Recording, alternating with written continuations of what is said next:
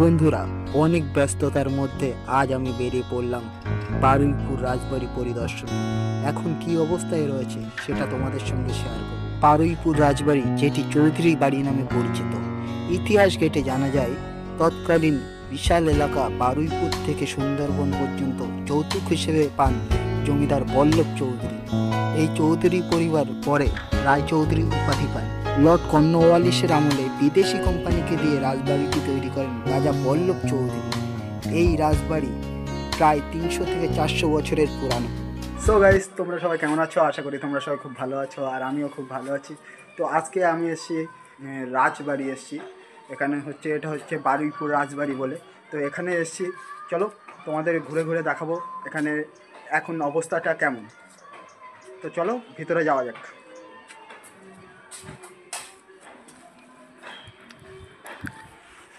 এই দেখো ছাদের অবস্থা, দেখো ইট দিয়ে ছাদটা গাঁথা, আগেকার সব মডেল এখনও আছে।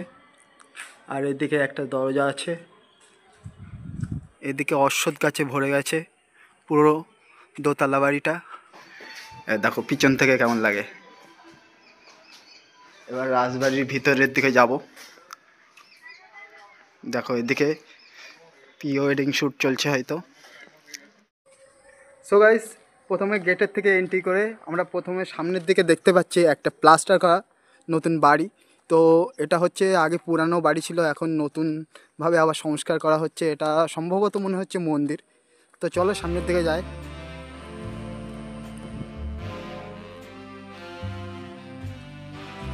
আর আমাদের গেটের দৃশ্যটা দেখো, গেটে মানে একদম গাছ ভর্তি হয়ে গেছে, অশ্বত্থ গাছ ভর্তি হয়ে গেছে।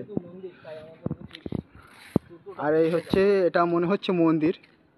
তো আমার সঙ্গে যে এসছে সে জুতো খুলে উঠে গেছে, আমার পায়ে শু পরা। তো আমার পায়ে শুটা খুলে তারপরে আমি আবার উঠবো। এটা হচ্ছে মন্দিরের দৃশ্য। মন্দিরের ভিতরটা দেখো, এখানে সিঁদুর পড়ে আছে, আর ওইদিকে হচ্ছে ঠাকুরের জিনিসপত্র আছে। দেখতেই পাচ্ছ যে মণ্ডপে নতুন করে কাজ করা হচ্ছে, বিভিন্ন ডিজাইন আবার নতুন করে তুলে ধরা হচ্ছে। বাইরের ভিউটা দেখো, জাস্ট ওয়াও। গাইস, সামনে একটা সিঁড়ি দেখতে পাচ্ছি। তো এই সিঁড়ি দিয়ে হচ্ছে সামনের দিকে যাবো, সামনের দিকে প্রবেশ করছি। তো এইটা হচ্ছে, এখানে হচ্ছে সামনে ঘর আছে, আর এদিকে দেখতে পাচ্ছ একটা সিঁড়ি আছে উপরে যাওয়ার জন্যে। আর এটা দেখতে পাচ্ছ, এটা হচ্ছে হাঁড়ি কাঠ, যেখানে ছাগল বলি দেওয়া হয় যখন মায়ের পুজো দেওয়া হয়। উপরের অবস্থাটা একটু তোমাদের দেখাই, চলো।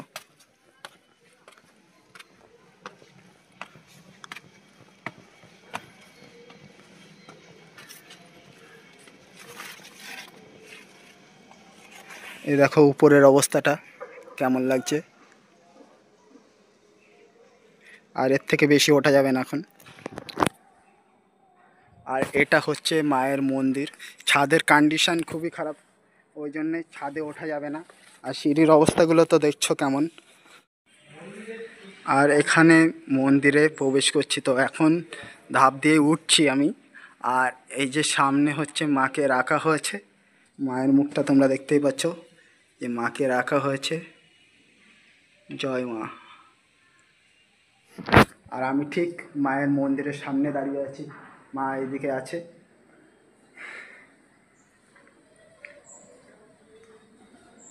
আর এইদিকে সব, আর দরজাগুলো সব তালা মারা আছে এদিকে। আর ওই সাইডে আর একটা আছে, ওইদিকে হচ্ছে সব মানত, যারা মানত করে তারা এখানে মায়ের কাছে কিছু বেঁধে যায়, যেমন ঢিল সুতো দিয়ে বেঁধে যায় বা অন্য কিছু বেঁধে যায়। এখানে মানত করে, তো মানত পূর্ণ হয়ে গেলে তখন এখান থেকে যে কোনো একটা সুতো খুলে দেয়।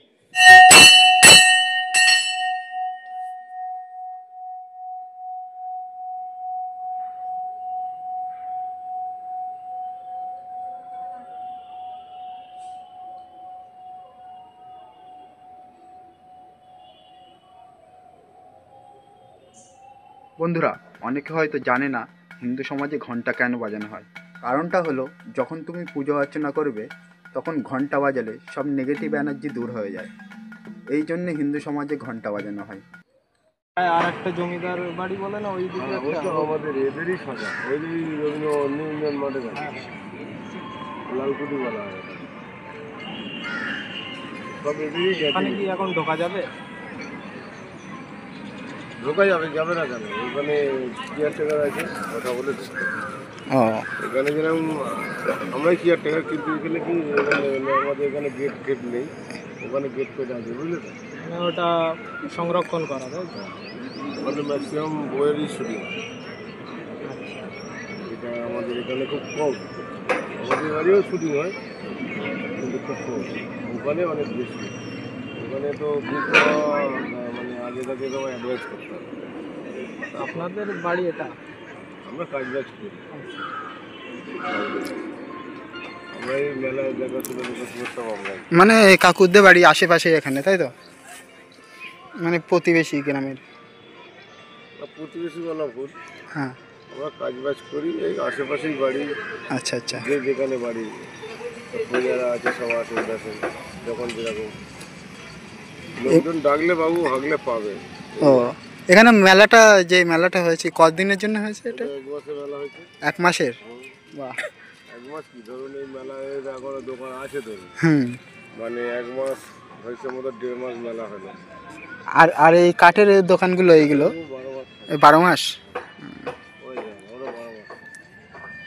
ঠিক আছে কাকু, ভালো লাগলো কথা বলে, আসছি।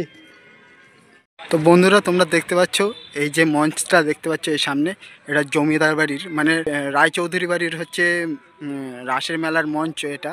জমিদার বাড়ির বাইরে একটা শিব মন্দির রয়েছে, এই যে দেখতে পাচ্ছ, আর পাশেই রয়েছে একটা পুকুর, আর এই পুকুরে সবাই স্নান করছে।